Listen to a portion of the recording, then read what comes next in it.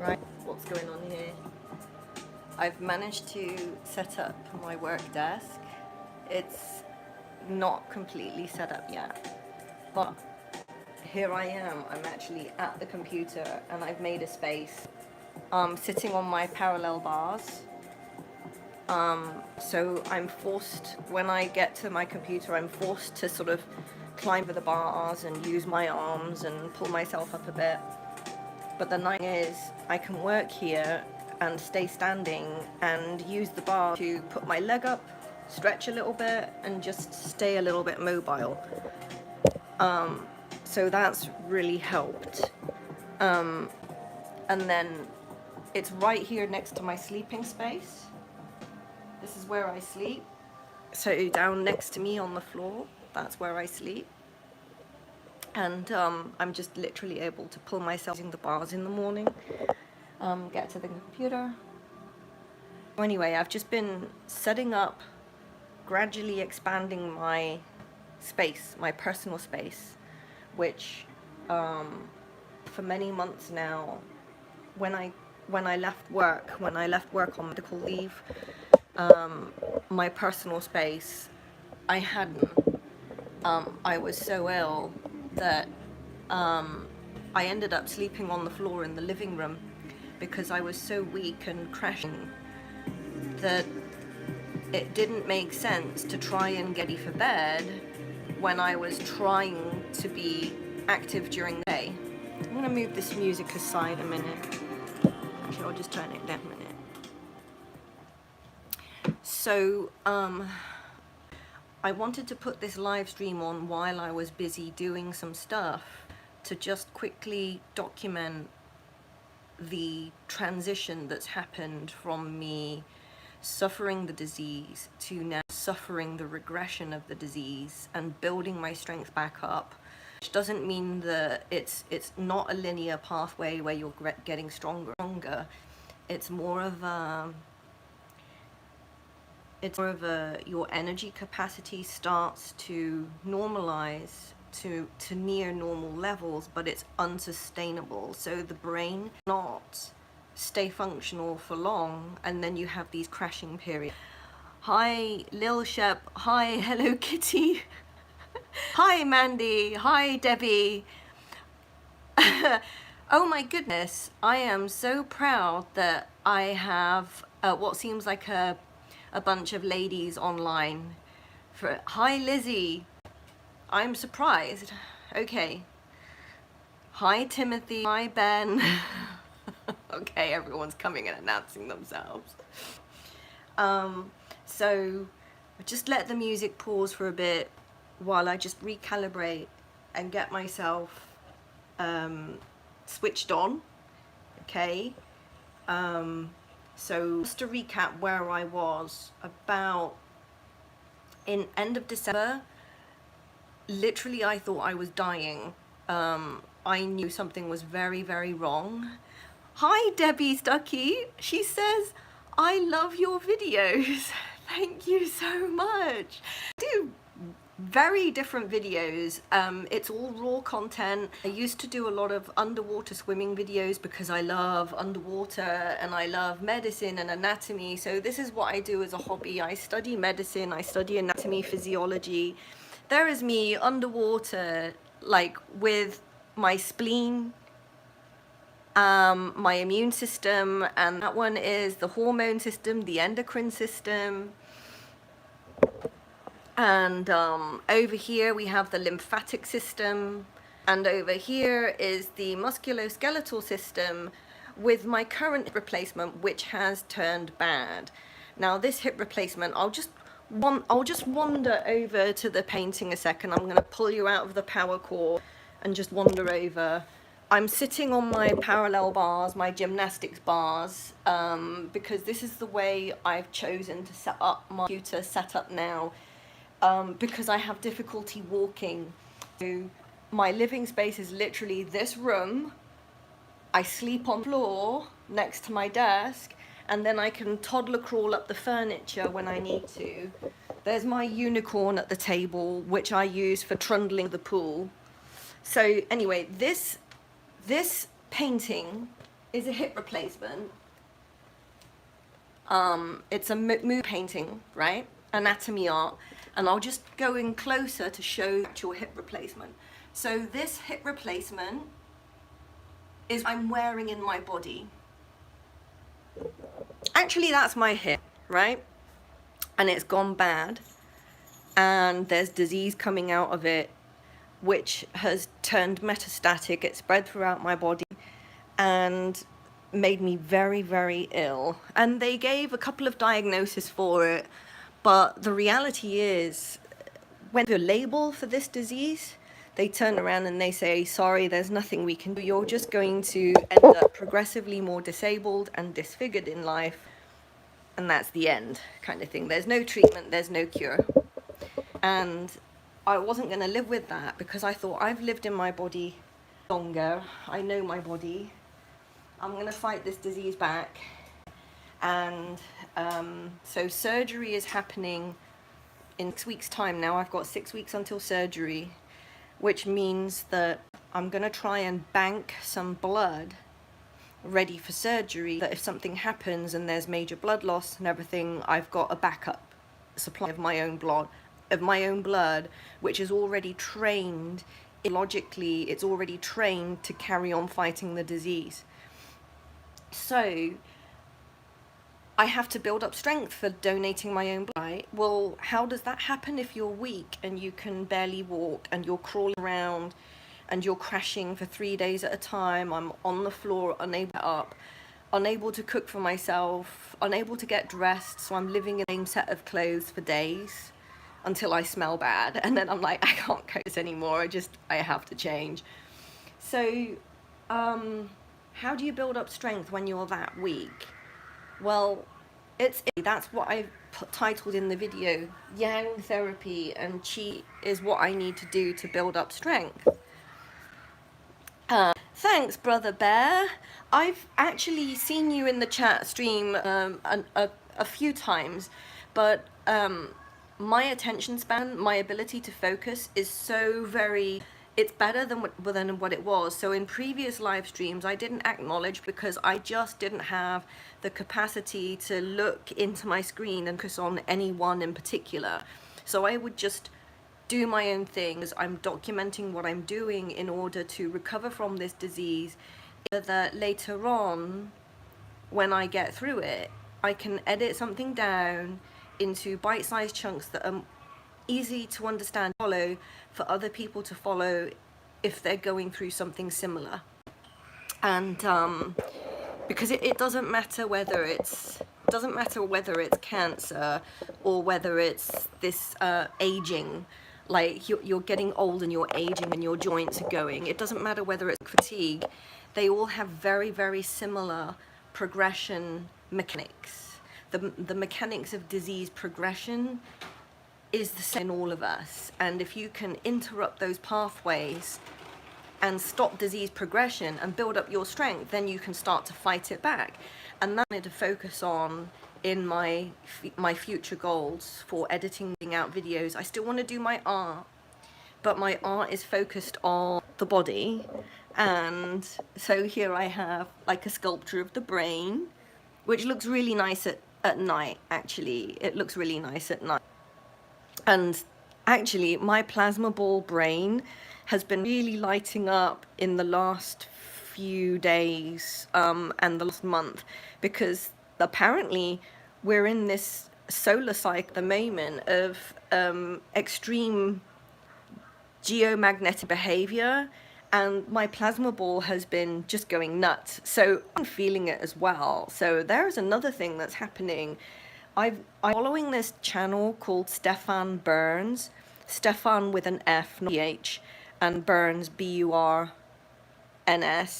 and go look at his channel, because all of a sudden, all this astrology stuff, Chinese astrology and witchcraft, it all seems to make sense, because the Earth's magnetic field interacts with whatever the sun is throwing at us, and that changes the ethics in the ionosphere and everything, and we feel it as human beings. We feel it, and it manifests in some people as hallucinations, it manifests in me as something else, but I know what it is, and I'm like, cool. I'm like, I'm using this to heal.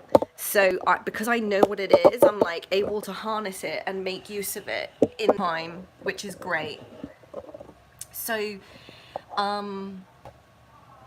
anyway, I've got some projects to do today.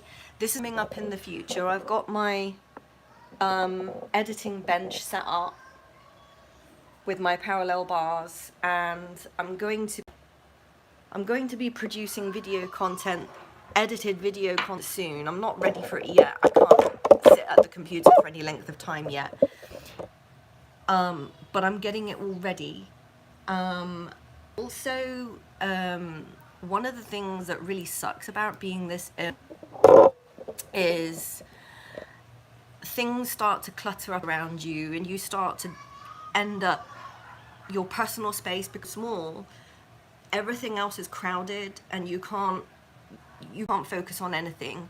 So I've been trying to expand my space, and that was to include my desk, which is for studying and editing and enjoying underwater videos and things like that. Hi, Brother Bear. Good to hang out with you. Keep doing your art. Blessings for your healing. May the Lord love you and keep you. Ta-ta for now. Ta. Bye-bye. I'm really trying to demonstrate the tech of recovery can be applied to everyone, not just me. And I've been in a really, really dark place. Like 4 months ago, I was accepting that it might be my time. I might not make it. Wow. But then managed, after about 3 months of real disciplined hard work, I managed to make a breakthrough, and the tumors started to regress. And now I know that I've got control of this disease. And once you know it, you can't unknow it. You can't unlearn it. It's like, oh, this disease set in somehow because of years, almost decades of self-neglect. I say it was my own fault. I don't mean it like, I don't mean this in a diminishing way to anyone that's really suffering. I really mean that self-neglect can happen as a result of your external environment, so it's out of your control. So if you're living in a very stressed environment and some people are giving you a lot of stress, your work, you've got no escape from it at home, then this stress manifests in the body as disease, because the immune system is too involved in being active and searching for something to blame, that it loses sight of sedimentary buildup and the weakening of the immune communication in the gut and in the brain. So it loses sight of the important things because it's looking to blame something like allergies and things like that. So that's what I mean by self-neglect. That when you let this constant trickle of cortisol hormones coming from stress invade your body, you are disabling your immune system, and you are disabling the cleanup crew from going around and cleaning up the sediment that will later cause disease. In Chinese medicine, we call this blood coagulation. Coagulation leads to cancer. And so when we see blood coagulation, we treat that as something very serious that you have to work hard at reversing. And yet Western medicine will say to us, well, there's no such medicine theory, there's no medical books on it written about it. Well, I've got news. This stuff has been written for thousands of years in our culture, and we call it blood coagulation, and that doesn't necessarily translate to what the correct descriptor of it is in something that we can apply to the West, that we can understand. So I want to describe blood coagulation as simply the sedimentation of waste metabolites, or stuff that has come out of your body and it's precipitated. And as an example, you get things like rivers. As they age, they turn into oxbow rivers. the silt builds up on one side of the bend, and the centrifugal speed of the river going around the bend increases, so it causes erosion. So you get this oxbow effect of the rivers. Well, the same thing happens to our veins. You get this oxbowing of veins that react towards pressure, and then they start to grow out of the body and they become varicosed. So that is an effect of aging and sedimentation of the body, a lack of nourishment of the blood and a lack of nourishment of the immune system. So the immune system is no longer keeping the blood vessels clean, tidy and healthy. So you start to develop these varicose veins, and they usually start around your ankles, on your shins.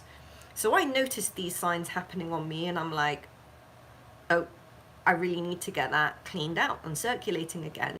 I would go in the jacuzzi and I would baffle them, because baffling the veins in the jacuzzi is temperature. So you warm everything up and that expands all the capillaries and everything, and then when you do a plunge, the veins squeeze tightly and they slough any of the sedimentation on, and it also exercises the vascular muscular system. So each vein is surrounded by a smooth coating of muscle. As you age, it becomes weak, and they become weak everywhere in your body. So you can start to get things like mini strokes and aneurysms and things like that, which I suspect I was suffering with, but it was never discovered or anything.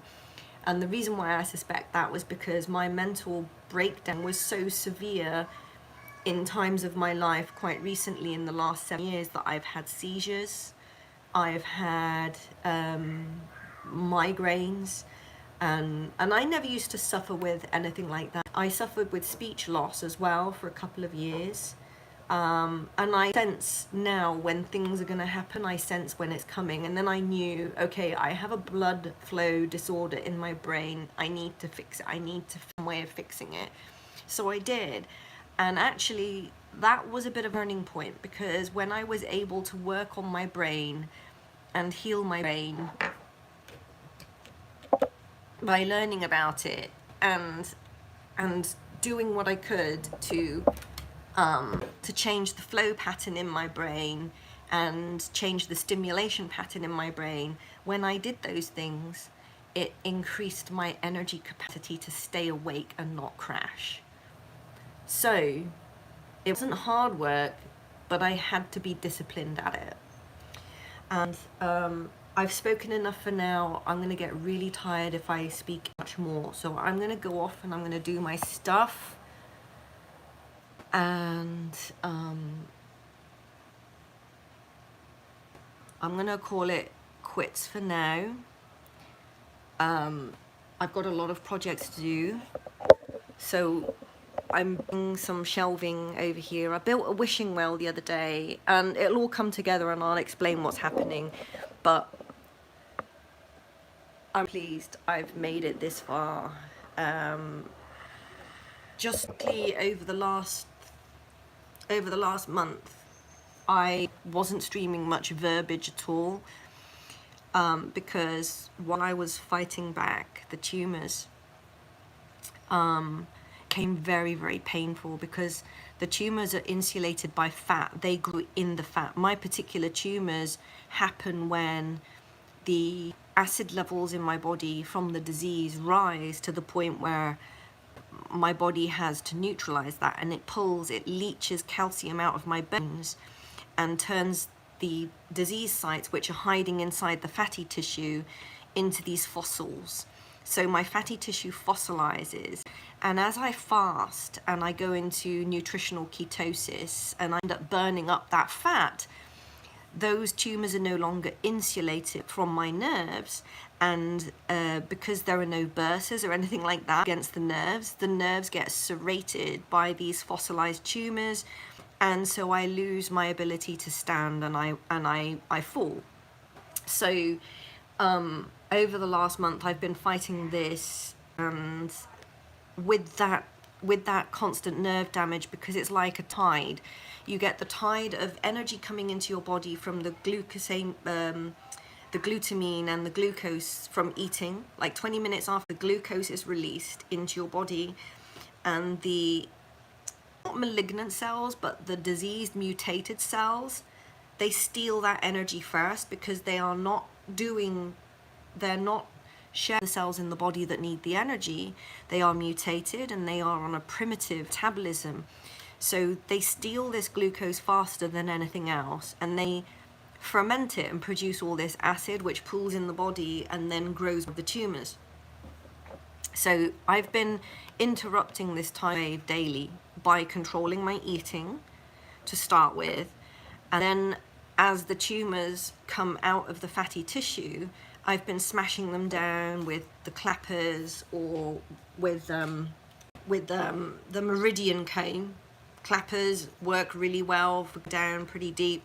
The meridian comb works really well for planes of muscles where the muscles fan out. But this one's really good for getting in deep into some of the tumors, because the piezoelectric shock wave travel quite a distance with these, not so much with that.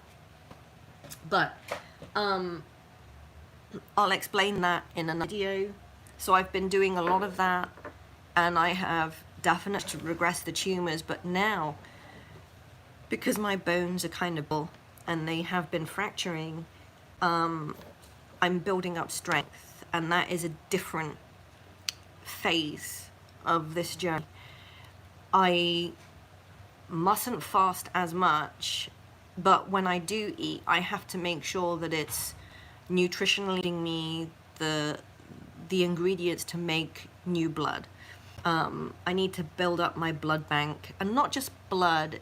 Something the Chinese call is our essence, and it's stored in the liver, and it's not just blood, it's useful metabolites for helping you process healing and metabolic processes in the body. So you can't just do all the red meats and things to get blood. You need to support that by making sure that your blood vessels are healthy and that your bones are healthy, your kidney can function well and balance the minerals instead of leaching it out of your bone.